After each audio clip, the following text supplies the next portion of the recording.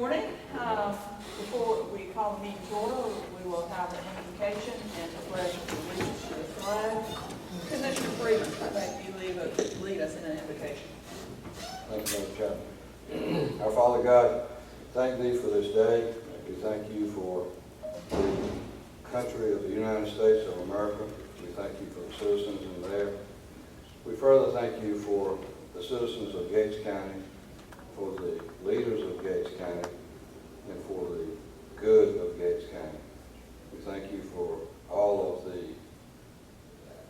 citizens that participate in the government of Gates County and lead us forward as we conduct business for Gates County. Amen. Amen.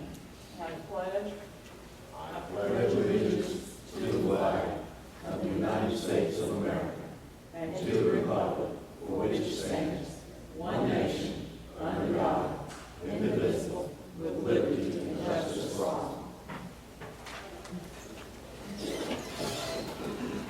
I would like to call to order the regular scheduled meeting with the Gates County Board of Commissioners for June 1st, 2016. First item on our agenda is the approval of the minutes, and there are a lot. Approval of the minutes for May 4th, 2016, for special meetings on May 10th, 2016, on May 12th, 2016, our regular nightly meeting on May 16th, 2016, a special meetings on May 19th, 2016, and special meeting on May 24th, 2016. Are there any corrections to the minutes?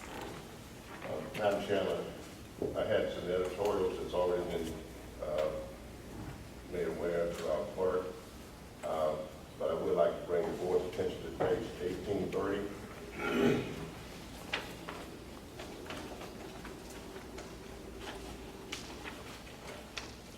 Yes, sir. At the bottom, excuse me, the last paragraph, where it says that Mr. Jordan stated they were not awarded $175,000 grant.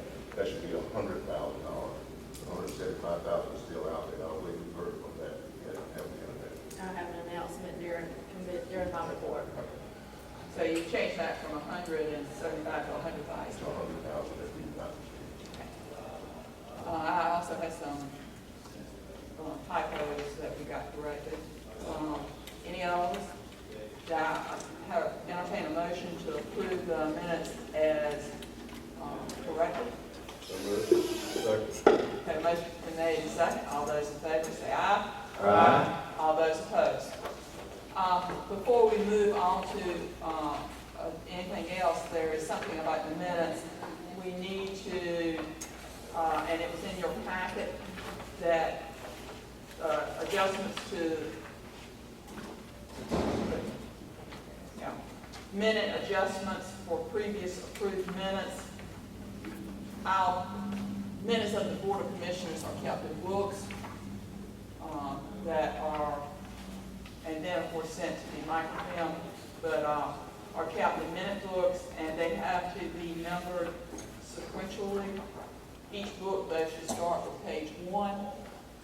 We did not realize that, and so we have started a new book, and so we need a motion to approve the adjustment of the page numbers from page 1820 to 1856 to page 1 through 36. And they've contacted the Secretary of State's office, School of Government, and they said we have to keep the 1820, but we can mark through that and ink put in 1. And then from this point on, you know, like our minutes will be like 37, 38, and all. So do I entertain a motion to make that adjustment? So moved. Second.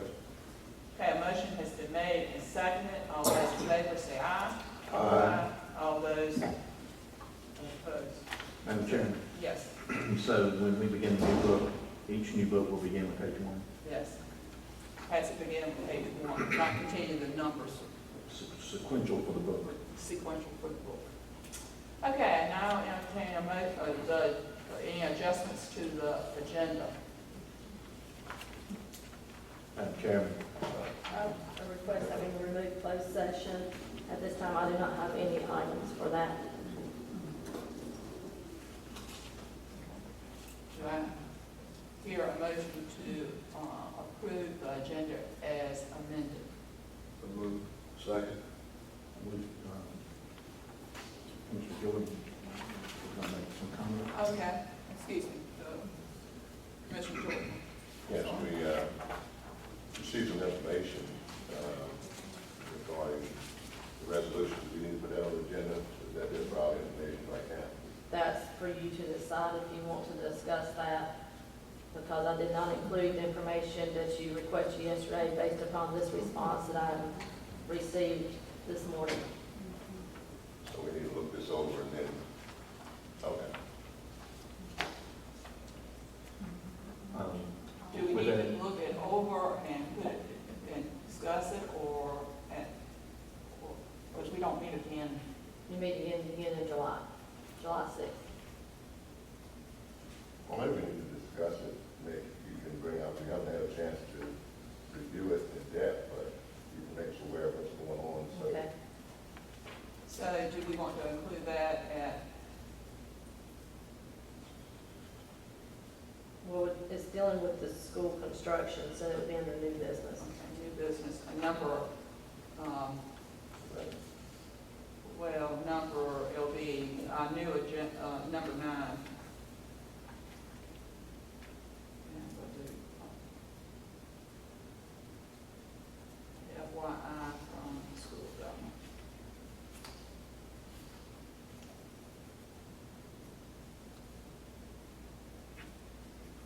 Okay, do I hear, we have a motion to approve the agenda as amended, adding 9 under the new business and removing the closed session.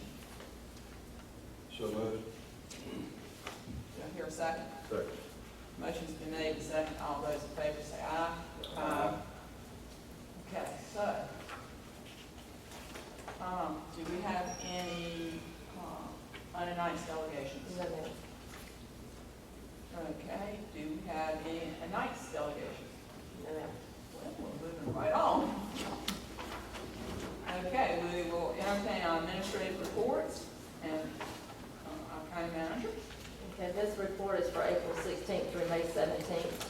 The fiscal year 17 budget was presented at the May 4th meeting.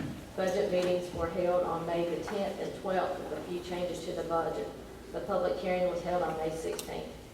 John Zellweger with Clearscapes attended the May 16th Board of Commissioners meeting to discuss brick testing. Commissioners gave approval of Clearscape to look for reclaimed brick for possible testing and use at the historic courthouse. And we've not got a report back to date. Work was completed to resolve a drainage issue that had resulted in sand erosion and sidewalk damage behind the administrative building. A septic tank issue was discovered and repaired. The drainage issue with the Sally Port at the courthouse was also repaired. And during this period, I've continued to answer questions as they relate to the planning department. April the 27th, I attended the Albemarle RPO meeting in Manio. The tolling of ferries was discussed with no action taken. Regional scoring for transportation projects was approved. On May 3rd, Chair Hoffman and I met with Glenn Baker of Trillium to discuss the possibility of Trillium providing a self-assessment kiosk in a county building, and a tentative site was discussed. The Albemarle RC&D also met on May 3rd. An overview of current and ongoing projects was provided. The fiscal year 17 budget was presented and passed. On May 5th, Van Rogerson with NC East Alliance visited Gates County to discuss economic development opportunities. On May the 3rd, Christy Byron and I attended the School of Government Public Employment Law update. And on May the 17th, the North Carolina Department of Commerce sponsored a strengthening collaboration in Northeastern North Carolina meeting in Williamston. This was attended by the NC Work staff, which is formerly the Employment Security Commission, community college representatives, and economic developers. The purpose was to begin a conversation on how to better collaborate and utilize resources. Do you have any questions related to any of those issues? Because I do have 2 additions that I'd like to report. NC Works staff was formerly, It was formerly the Employment Security Commission. Okay, at the May 16th meeting, it was discussed to for Mike Carver, the code enforcement officer, to bring before you today information about civil versus criminal penalties for code enforcement. But because of the information that he has found and because of the detailed information after discussing it with him, we feel that this would be better suited for a workshop, similar to what we did when the text amendments for the planning board and board of adjustments was discussed. And we would like some dates for that meeting. Mike works, he said he cannot do Thursday afternoons, and he is off on Fridays. He only works 20 hours a week, but any other day, he said he's able to flex his time, and he can stay late for a meeting if necessary, or come back if we have to meet after 5. And when is our meeting with the Board of Education? The Board of Education meeting is the 16th at 10 a.m., yes. The 10th? Yes, ma'am. I'm just trying to think. Certainly, it would be nice to meet so that we would have something to, if we needed to take action on, we could do it in July or begin the process.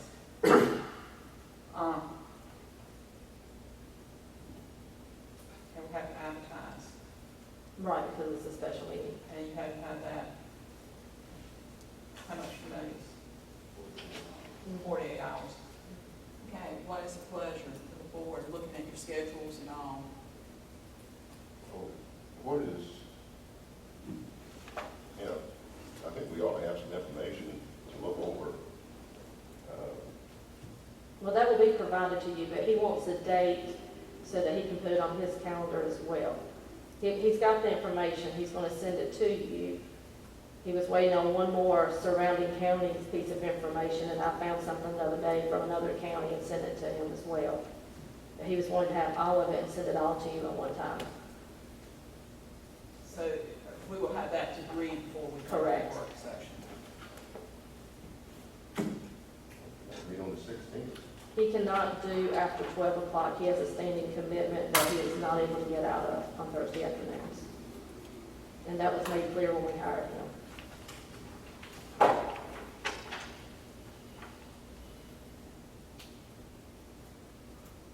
Thursdays. Yes, sir. So we're looking really probably Monday through Wednesday or Thursday in the morning. Correct.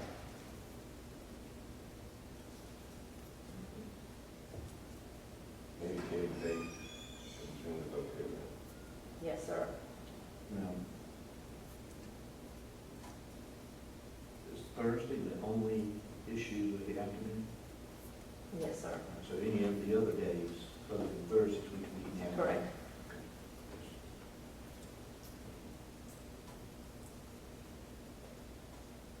Well, do you think it would probably take maybe an hour? I was getting ready to comment, but I see your facial I expression. mean, I don't know. He'll get, like I said, he'll give you the information. It might be an hour, it might be 2 hours. I think it really depends on how many questions that you have. 20th looks like, for me, that Monday, the 20th, or I could jump up to June 6th on Monday. Any time on those days, I can know evening, afternoon is probably better for you, but Yeah, well, if we're gonna do it in the morning, Or if you want to just give me a few dates and then I'll get with him. Or you can give them to me if we recess or at the end of the meeting. I can do a morning, Commissioner Jordan, if say we met as early as 9. Well, I like early, or and late, or, 3 o'clock. Could we just ask him on that same Thursday, the 16th, if we meet him at 9 o'clock, we'll meet school board at 10, meet him at 9, just get done what we can do. Or do you want me at 8:30? We meet at 8:30. Okay. I really won't have it hurt me. Okay. it's already that's fine. Okay.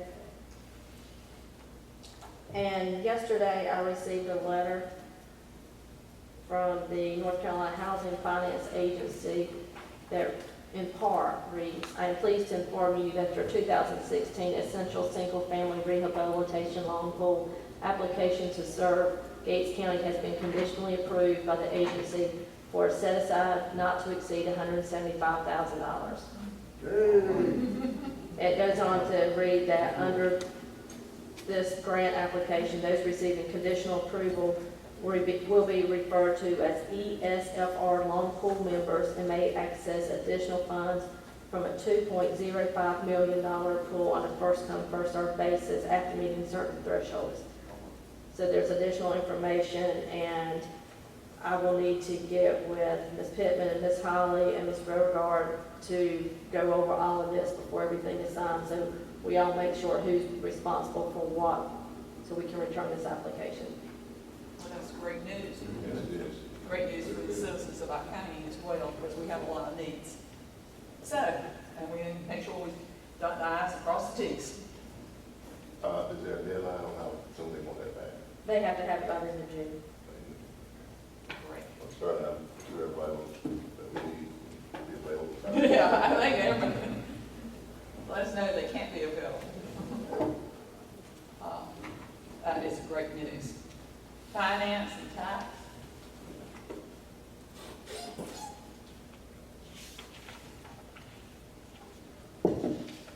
Hello, good morning. Good morning. Morning.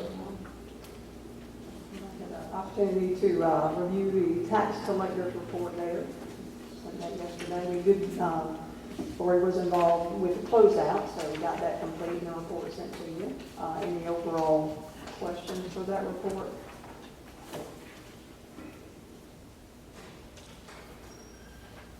Looks like the taxes are coming in. Good for this year. Yes, ma'am. Those second round of mailings for delinquency as well as some foreclosure letters did much to spur some activity, so we're pleased about that. I know you're gonna get to it later, but Travis Ellis, have you gotten the letter you requested back in there?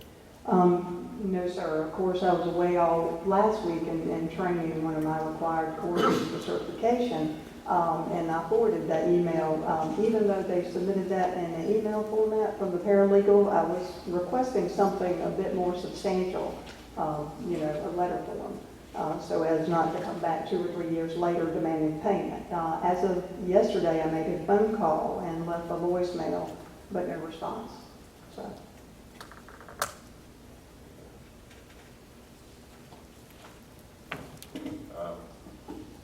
Have you talked with Attorney Godwin to see if possibly, if they don't respond, that we could use that as substantiation that, we've been relinquished from any liability?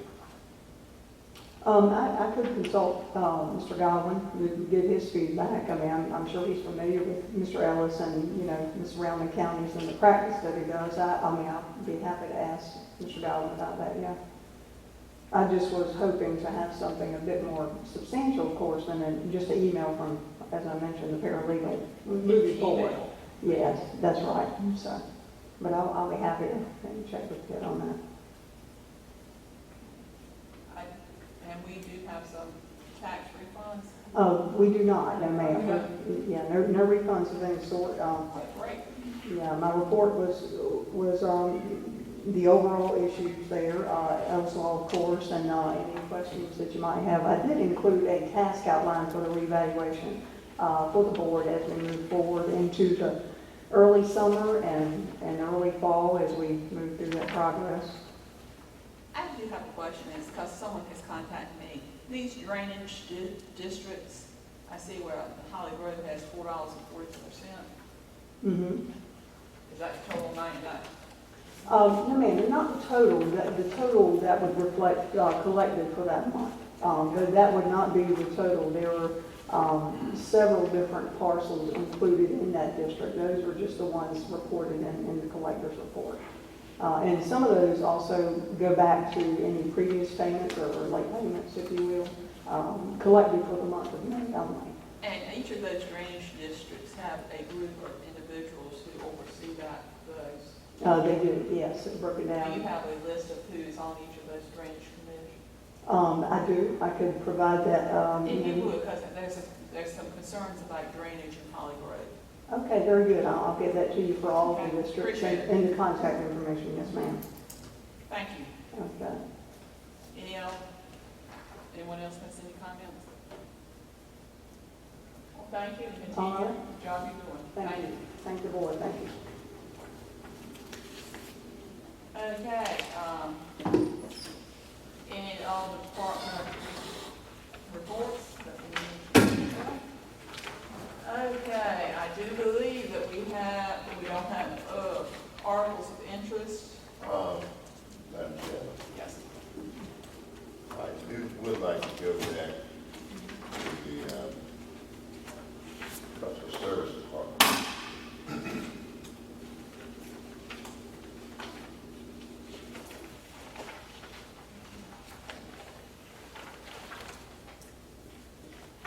And this, She's yeah. not here to, Yes, she is. oh, she did come back, okay. Um,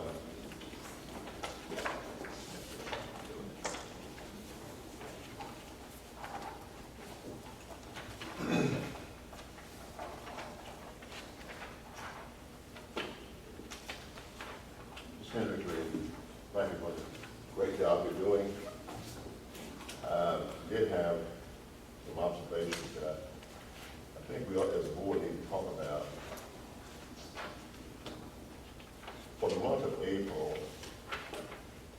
we had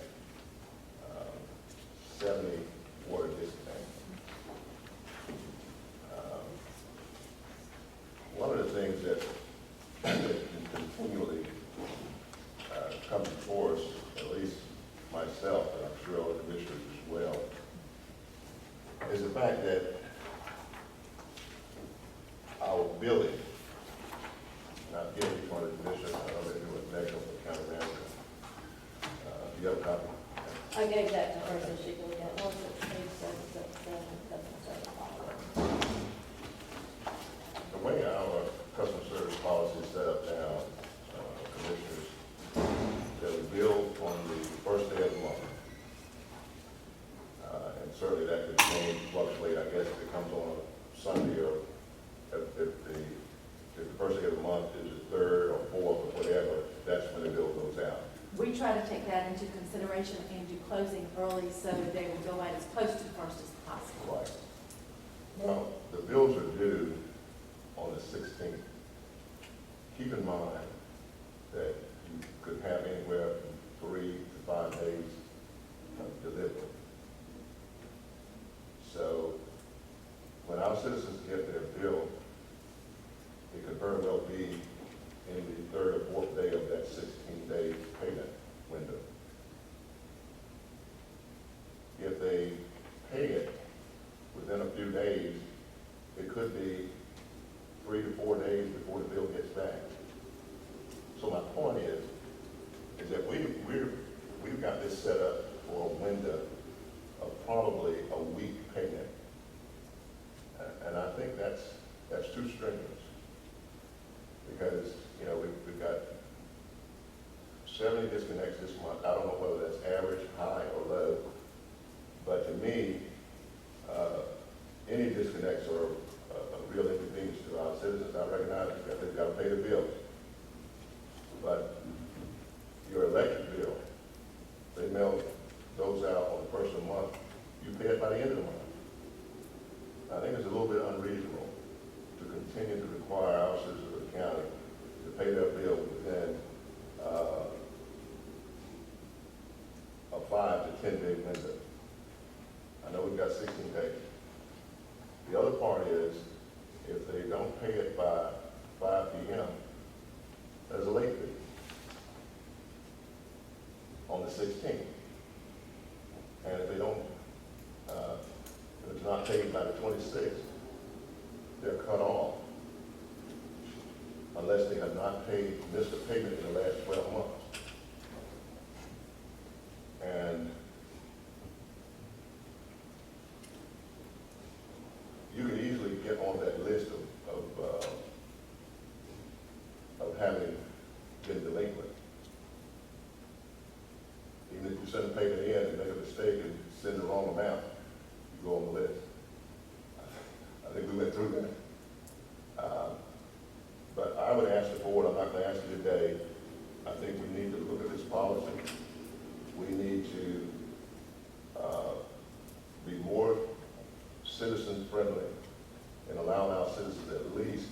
the end of the month to pay their bill. Like any other, most creditors allow you 30 days. They'll give you 30 days. We don't do that. But yet we put our people in jeopardy of having their services cut off. And, you know, the citizens of the county have to endure some inconveniences with the water department. And one of those is that when we have water leaks or breaks, many times you can't use your water. And then when the water comes back online, it's brown. So it's not like that we have a perfect service. And I think that we need to be a little bit more customer friendly. I would ask that the board, let's have a discussion on this, put it on our agenda, and see if we can adjust this payment time to serve our citizens a little better. Thank you. I would like to call attention to the report that Mrs. Hendricks gave to us about the water department. And if you notice, yes, there were 70 water disconnects on the 27th, I believe. But if you look at that, 60% of the water customers had not paid their bill by May 16th. And at 5 o'clock, they got the robocall.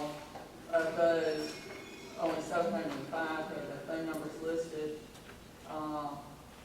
And all, but by the end of the day, I mean, before they had to do any cutoffs, all of that 1,991 accounts, all came in and paid except the 7. And you know, that's a good effort. I think a lot of that could be eliminated if we had a little bit more time to pay the bill. It's just seems unreasonable to have a turnaround that quickly. You know, these are man hours that are being expended. If you give a little bit more time, you probably wouldn't have to put that many man hours in there.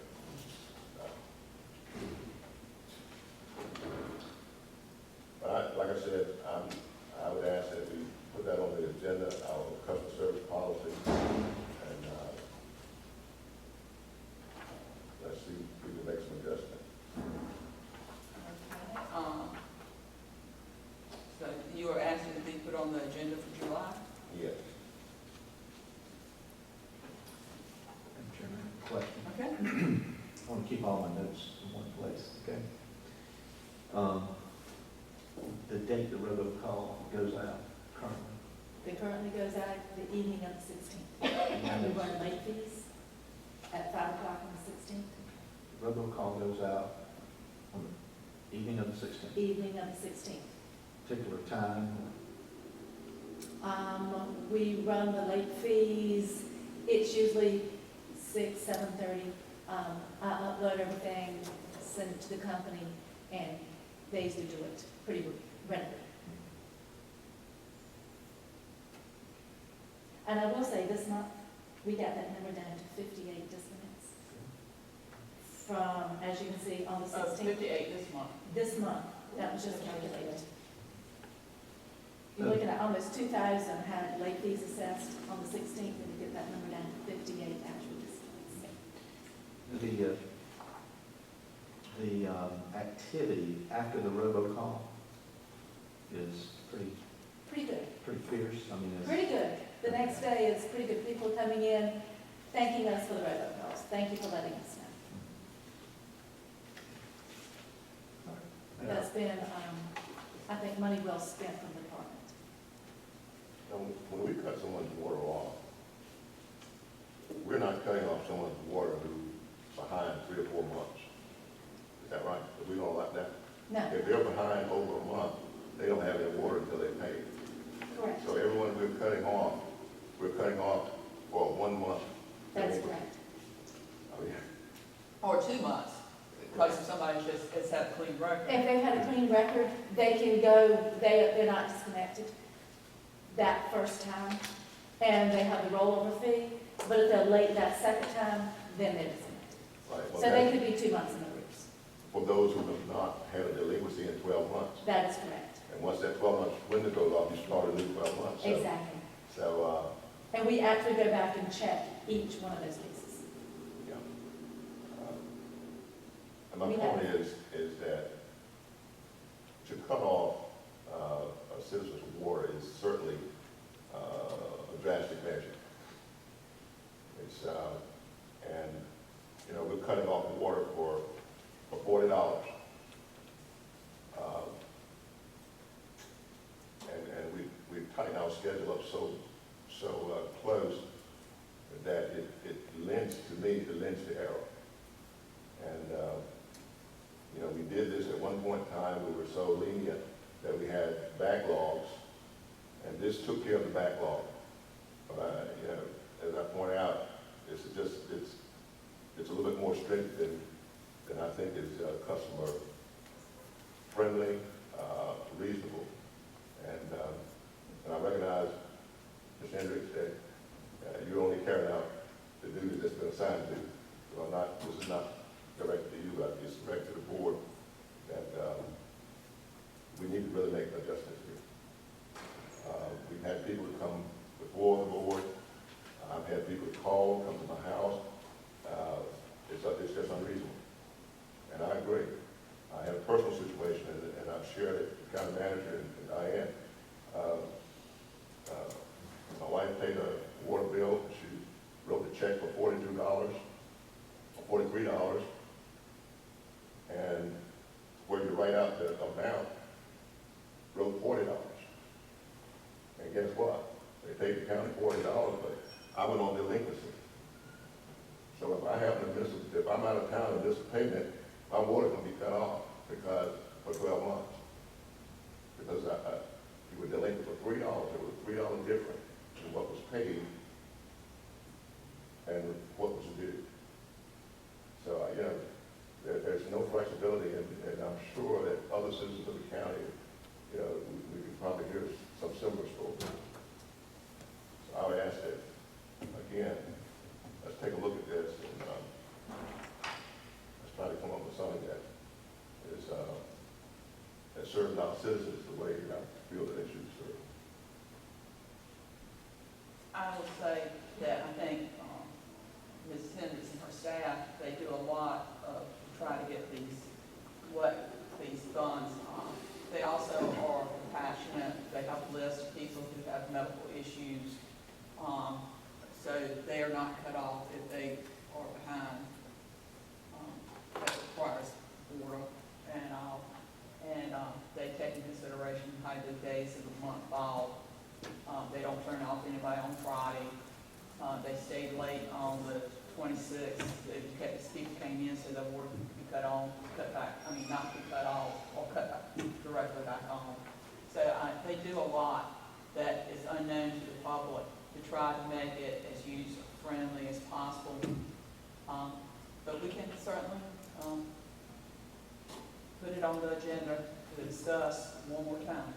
I was even in here last night at 10 o'clock checking the records. I had a call from 911. And it was not a county error. It was a landlord-tenant error. The landlord pays both accounts, personal account and a tenant account. And electronic funds transfer had made both payments to their personal account. And the tenant's account had not been paid. And there was a 2-month-old baby in the house.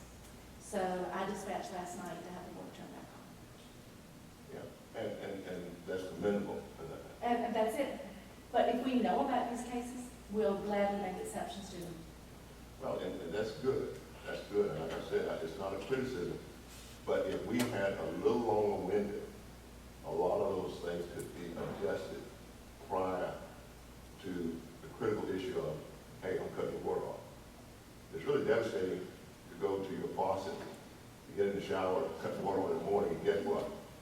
There's no water.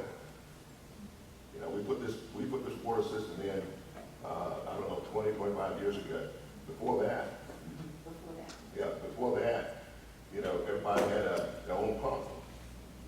And this is, you know, you didn't have to worry about that unless it broke down. But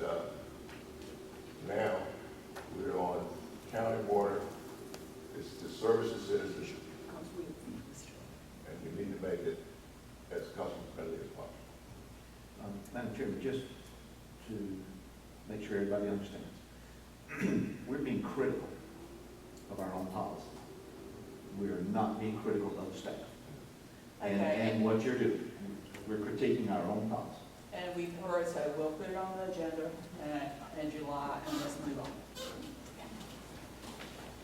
Okay, there, one thing, article of interest, Gates County Chamber of Commerce is having a social media marketing and enhancer on Tuesday, June 7th at 2016, 5:30 to 8:30 at the county extension office, for those interested in attending.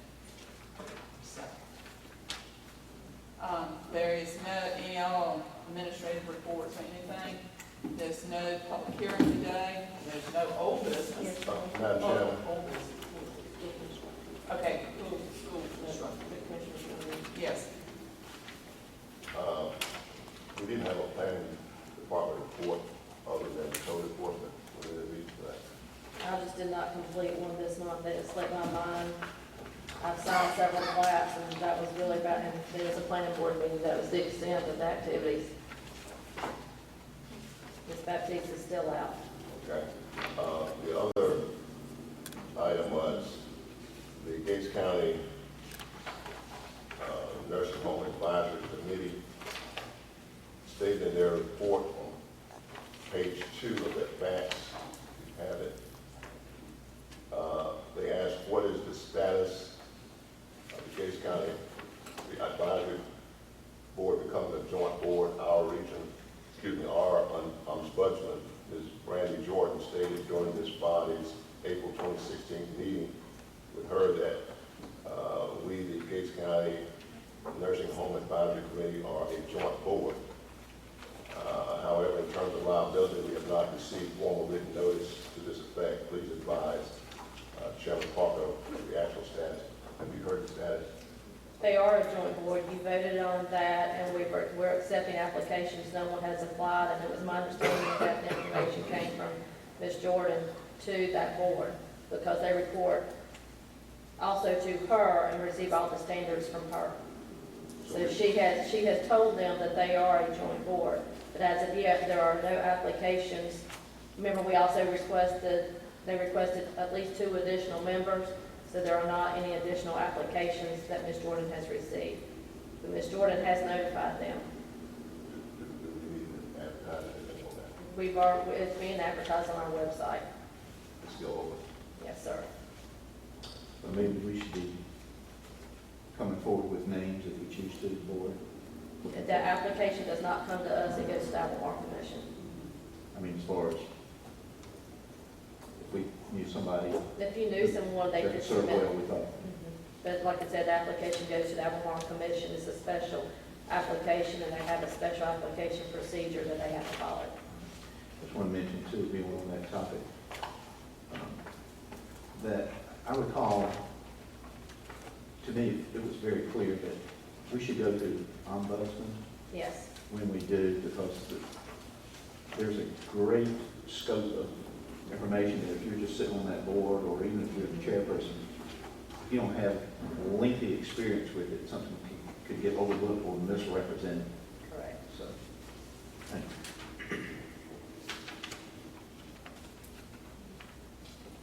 All right, thank you. That's all I have. Okay, I was just making a note. Okay, so that is all the administrative reports. There's no public hearing, there's no old Yes, business. yes, ma'am. Remember, we added the school construction. Okay, but I did that under 9 under new business. I'm sorry, I thought it was under old, since we've talked about school construction in the past. Didn't we add it under new? Yeah, We added, okay. probably should have been on the whole thing. Okay, the budget ordinance adoption, first item of new business. If the budget was presented to you on May 16th, and there was a public hearing held, so today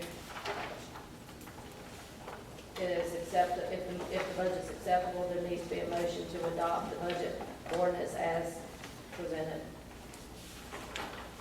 If it's it's not approved, then a special meeting needs to be held before July 1st. Madam Chairman, Yes, sir. this is the finalized one. Is that the entire with the fines and ordinance? All of it. Yes.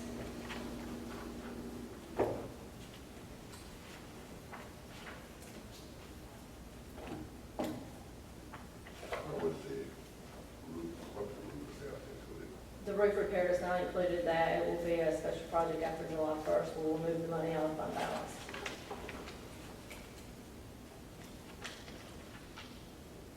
Madam Chairman, I'll make a motion that we approve the 2016-17 financial budget ordinance as presented in our last meeting.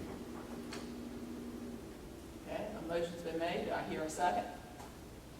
Second. A motion's been made, a second. Any discussion?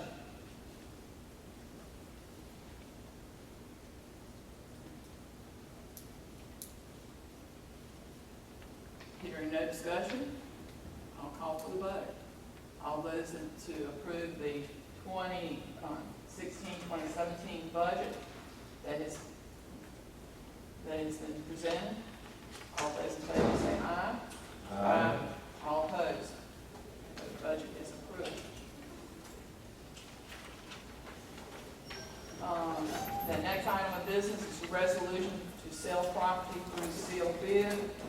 Brought to our attention that the county owns a .82 acre tract of land on Main Street in Gates County, which was a former a well. And we have to go through the process to sell this piece of property as sealed bid. I think there is a correction for Mr. Felton in the parcel number. And that's been taken care of. Okay.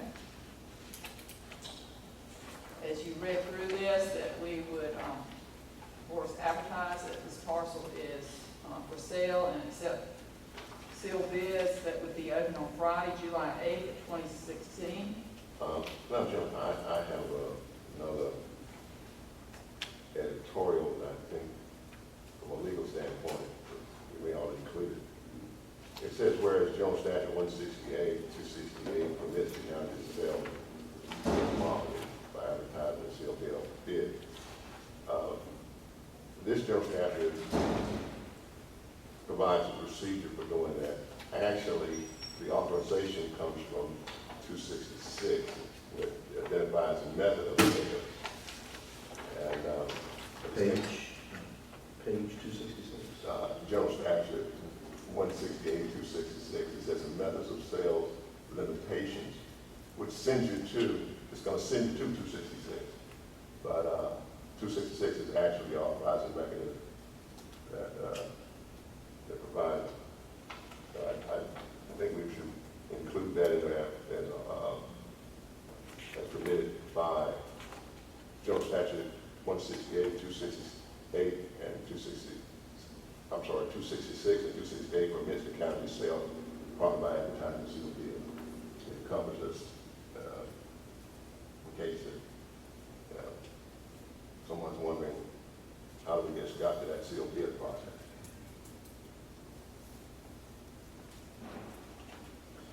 Madam Chairman, if we would vote on this today, which we want to, I believe, I would ask in our, he mentioned in any motion that the county manager inquire with the school of government. about This that. came from the school. Melissa double checked, and What this we're all looking came here? directly from the school of government. Yes, sir.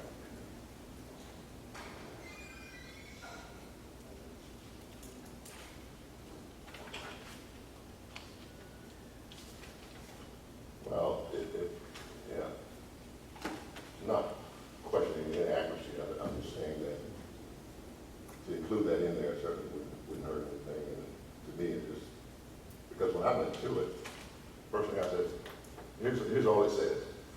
It says advertisement for sealed bids. The sale of property by advertisement for sealed bids shall be done in the manner prescribed by law for the purchase of property, except that in the case of real property, the advertisement for bids shall be begun not less than 30 days before the date fixed for opening bid. Well, that really didn't tell me how the county, how we authorized to use that process. Yeah, procedure-wise.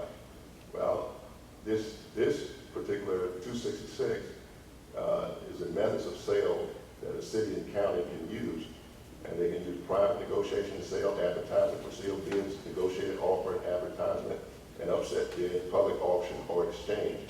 And then each one of them, it goes down and addresses how you can get into that process. So that way I knew that, hey, we were in the right ballpark. So, but anyway, just wanted to. But see, if we did put 168-266 in there, there would be no need to have a second Well, we could keep both of them. I mean, reference. well, 268 provides the methodology and how we do that seal bid.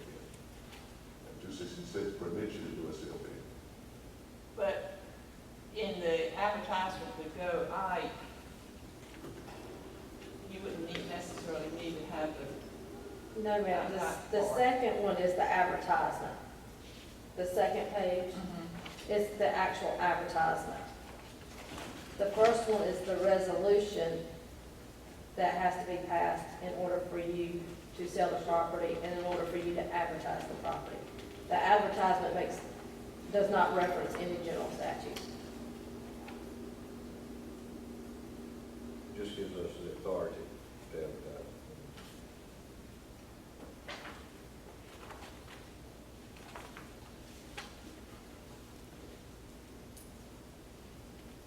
Anything that we can do it.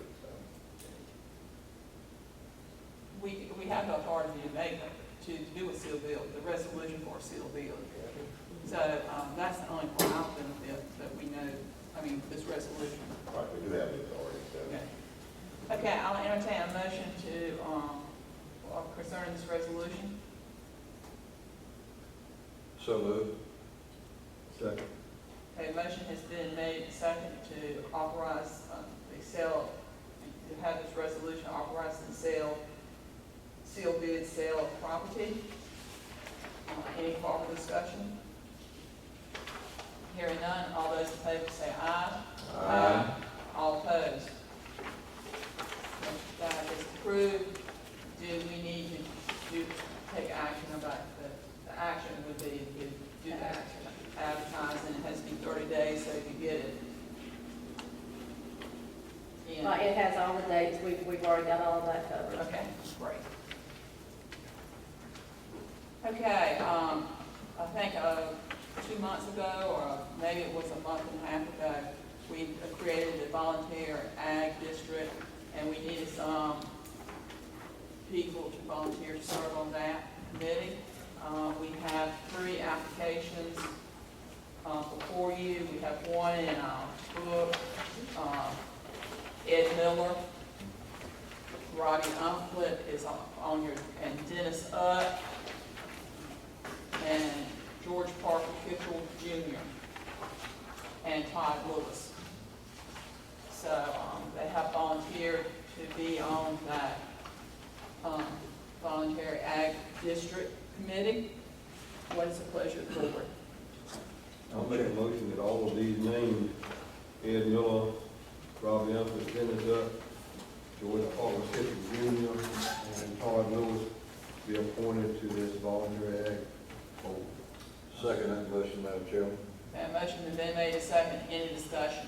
Does that fill the board? No, they wanted 7, so there's still positions available. And their goal is to have one person from each of their districts that they have for soil and water conservation. It's a start. They have different districts from our voting. There's 7 districts, I don't know what they're actually called, but they have 7 districts, so they were looking for 7 volunteers. Madam Chairman, call the vote. Okay. All those that want to approve these 4 gentlemen to serve on the voluntary ag district committee, Ed Miller, Robbie Umflett, Todd Lewis, and Dennis Utt, indicate by saying aye. All those opposed?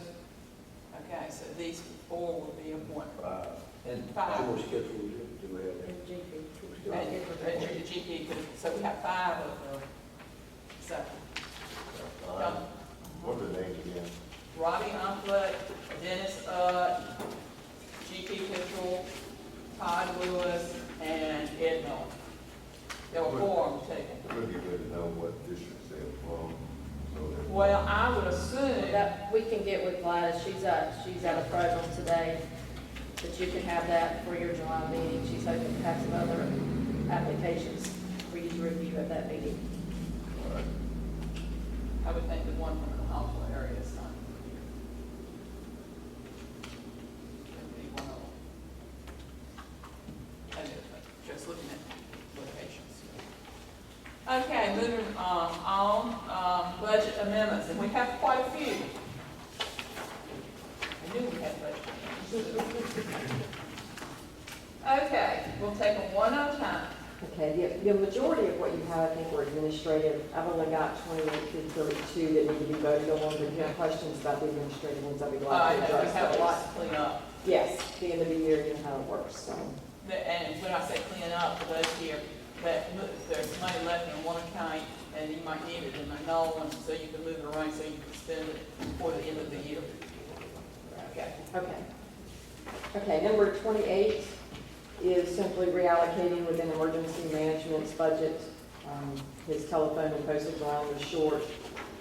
This one has actually come to you only because it includes unemployment insurance monies, and anything with salary and benefits has to come before the board. So it's only a $660 change.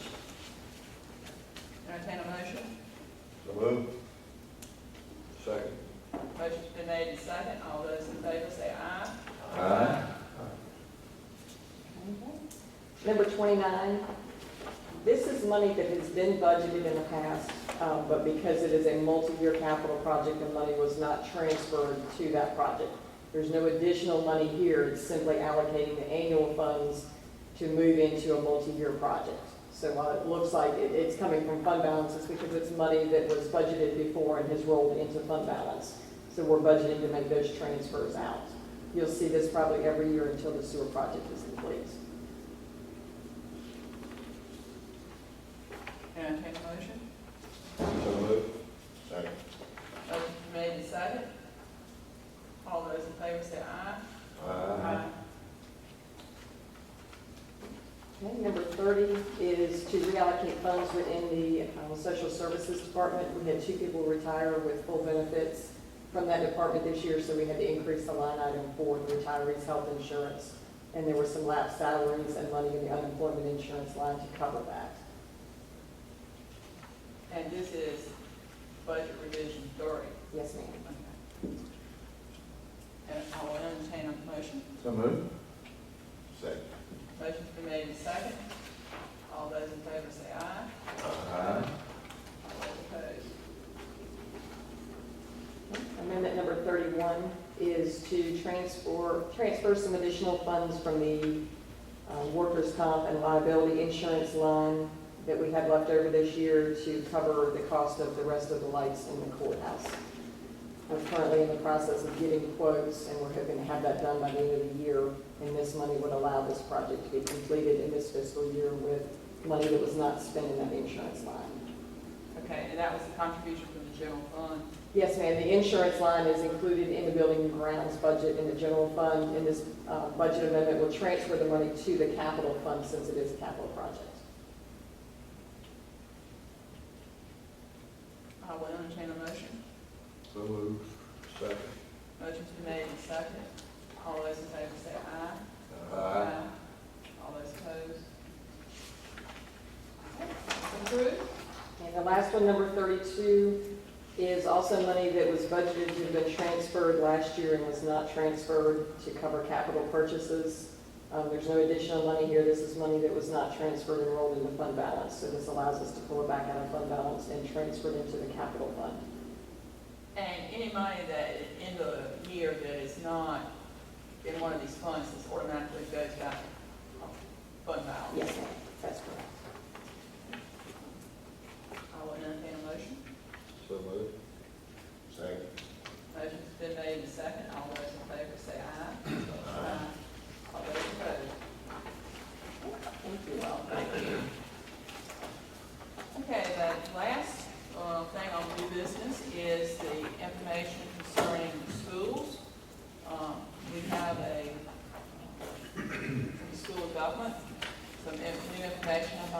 referendum issues concerning the school. I was requested to inquire on several different topics, and contacted Karen Alonzi, who was the person at the School of Government as contact for schools and public school funding.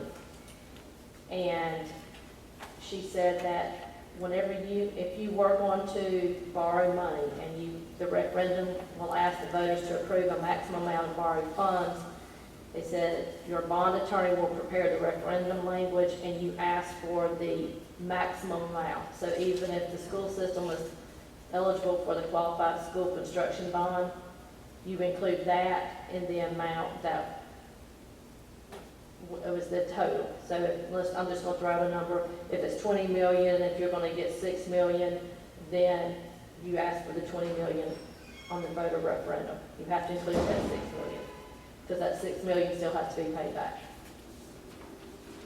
even though it was without interest. So let me say, sort of in reverse, if the total project cost was 20 million, but 6 of it was going to be funded by the grant we're talking about, or loan, and we were going to borrow 14 from XYZ Bank, we put 20 on the ballot. Correct. Correct. So in actuality, are you saying that the school board has given us 18 million? So now we got to put 24 million on the ballot? No, sir. No, sir. The request that they sent the other day said 18 million. That is the amount that you would put out in the referendum. Which could be in case for some reason that dried up, Correct. we've got, Correct. the citizens know what they voted on. So- Correct. However, what I handed out to you today is not what has been discussed. Several months ago, and attached is the information from the Board of Education that is petitioning us for a referendum. And that is a voted supplemental tax. And that is different than if you say, I want to put out, we're going to ask for $18 million and we're going to increase taxes by 10 cents or whatever. That's different. What they have put before you at that March request is a petition for a voted supplemental tax referendum. And this is directly from Karen Alonzi, and this is the email you have. Once the board receives the petition, it is mandated to hold a referendum on whether or not to grant the county commissioners supplemental taxing authority. And in this case, the amount was 50 cents per $100 valuation. Referendum can specify the monies be used for public school capital outlay projects, including the new middle school. If it is successful, then the school board must request that the county levy the supplemental tax each year up to 50 cents per 100. If the county receives the levy request from the school board, the commissioners then decide whether or not to levy the supplemental tax and at what rate. Commissioners can choose any rate up to the amount that is requested by the school board. The supplemental tax proceeds must be used for capital outlay purposes, including paying debt services or other costs of the new middle school. Taxing authority does not expire when the school is paid for. The authority continues. The school board must continue to request the supplemental levy to cover the other capital expenses, and county commissioners could continue to decide to levy the tax to supplement other capital outlay appropriations. It says that this does not give the county the authority to borrow money. It says that the county needs to borrow money to fund the new school, then the process depends on what type of borrowing method is used. If the county issues COPS or LOBs, which are basically installment financing to borrow money, it does not need to hold another referendum. The county simply can use its property tax proceeds or the proceeds from the voted supplemental tax, if approved and requested by the school board, to make the debt service payments. If, however, the county wants to issue GO bonds to fund the school, it will need to hold a separate referendum on issuing the GO bonds. County could hold both referendums at the same time. They are not legally connected. Now, what did you just say? That, in short, is that petition that you have in front of you that was submitted to us in March, we are legally mandated to hold a referendum on that request for 50 cents per $100 valuation. So, If it is passed, then the Board of Education must request that money to be used for capital projects, and they have to make that request each year. so you're saying that, do we need to have a resolution for the board, submit it to the Board of Election? No, that right there, the way she, from what I understand, I've sent her another message, but when we had started, I had not received any additional information back from her. That right there has to go to the Board of Election the way it is. As it, Yes, it says it is mandated. Once the county receives a petition, it's mandated to hold a referendum on whether or not to grant the supplemental taxing authority. And she has a copy of that. Madam Chairman, Yes, sir. thank you, County Manager, for the explanation. I think we need to digest it. Do we have a meeting a night meeting this month? No, sir. Next meeting is July 6th. We are on a streamlined window. It's at least 45 days before, so if we got it to the board, so they would have to have it, we gave it to them in August, that would give them plenty of time. I think we need to digest this, But I don't think the Board of Education understood. whatever we're doing. Yes. I don't think they will want us to ask for 50 cents. Basically, what they're asking citizens to approve 50 cents, up to 50 cents. And basically, we're saying, give the county commissioners the leverage to tax up to 50% in order to accommodate the school's need for new construction, basically. But I think I'm here. I think we really need to digest this, and Just on the surface, if you are talking about changing to 50 cents, I don't think you're going to, I don't think it's going to be able to change that 50 cents. Not that we're going to tax people 50 cents. I would believe, and we just seeing this, and I'm thinking that this is just a template document. I think is what we'll end up seeing. my understanding was, once the school board petitions the commissioners as to what amount of funds they need for new construction, then we as a board decide how much, where to get those funds from, and apply the tax rate and submit that to the Board of Elections for a specific tax amount. So that was based on what Northampton County did.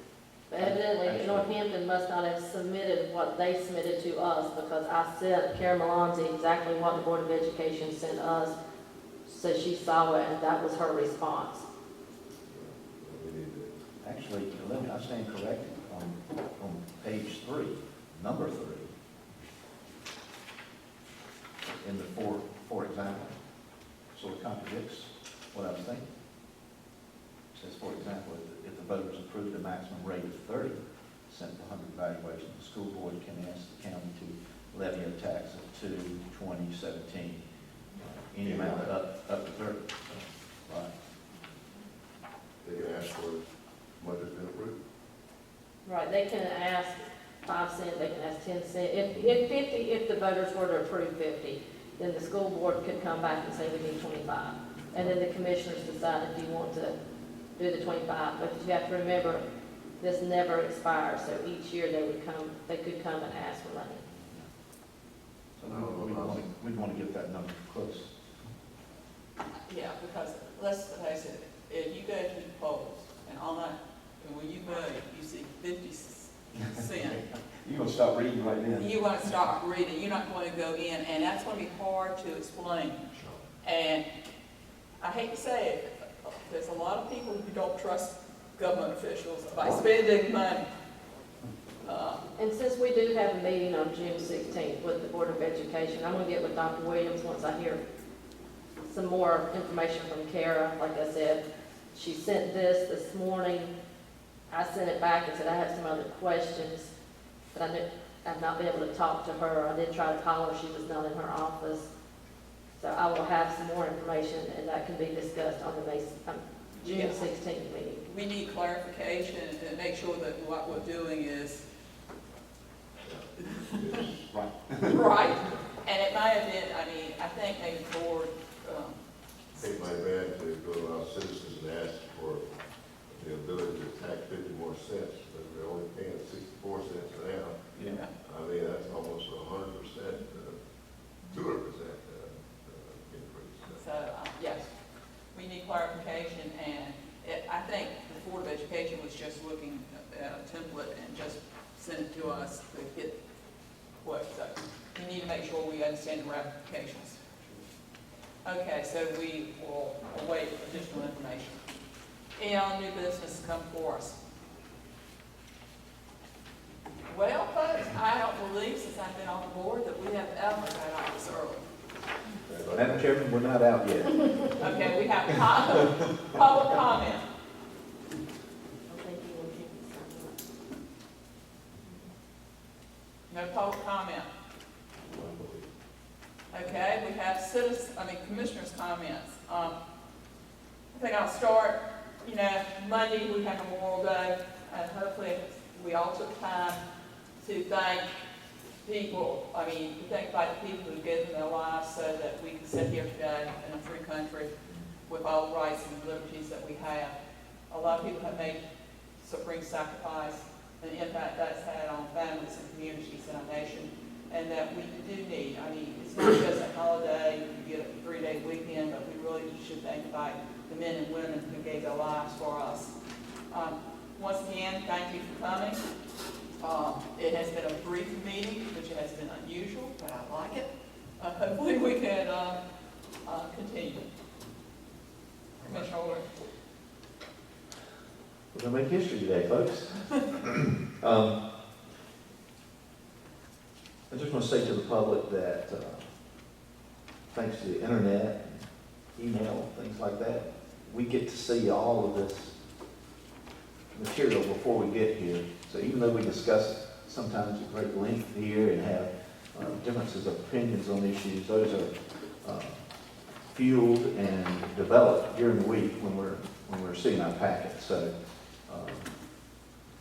just want you to know that a lot of thought goes into these things, a lot of research, a lot of looking around and questioning. But we do have your interest, your best interest at heart. And when I hear Chairman Hopler talk about Memorial Day in this great country, there are big things and little things that you can do with your children, with your grandchildren, with your neighbor. If everybody was the most excellent neighbor to their neighbors, and then that neighbor was the most excellent neighbor to their neighbors, just imagine what this great country could be. If everybody would take the interest that they might have in their television or their iPad, whatever, and put that same amount of energy and interest in their children, those children could be great neighbors to their neighbors. Little things like picking up a piece of trash when you're walking into this building or walking out of this building or on the side of the road. Folks, those things are what I think that being a great American is all about. You don't have to be some fabulous person that's in the news or whatever to be a great American. You can be a great American every day. And I thank you for the great Americans that live in Gates County. All right. I too want to thank everyone for coming, taking your time to come and be a part of this meeting today, because it is important that we participate. And I'd like to encourage our citizens to be involved with county government. If there's a board or something you can serve on, please consider volunteering for it. It makes a difference. If you want to see the county different, the only way you're going to do it is to be a part of the decision making. So I thank all of our citizens. I thank you for the privilege of allowing us to serve you. And certainly, I feel that we all are trying to have the best interest of county citizens in mind. I also want to thank our county employees for the job they do. I continue to encourage you to be the best we can be, because I believe Gates County is the best county in North Carolina because of our citizens, our employees, and because of who we are and how blessed we are. So I want to give out those kudos as well. And finally, I want to encourage everyone to go out and vote. I know that, you know, the ones we have on our agenda ballot, it may not seem significant, but our Supreme Court justices and associates, we need to be mindful of who we put there. So we have early voting up until Saturday, and official voting day is next Tuesday. So utilize this freedom and this opportunity that we have. Thank you. I too appreciate all of your attendance and interest in everything that's going on. It's always good to see people like that in the audience that take the time to come. And to reemphasize what's already been said about Memorial Day, that's something we all need to take more interest in, and to just realize that freedom is not free. And there have been many people before us that come and given their lives so that we can sit here and not really worry about some foreign country coming through that door to attack us. I encourage everybody to study a little bit of history if you don't already, because things that have been bad in history are deemed to repeat themselves if we don't know that history. Just count your blessings that we do live in a free country, and tell all our service personnel every time you see them that you thank them for their service.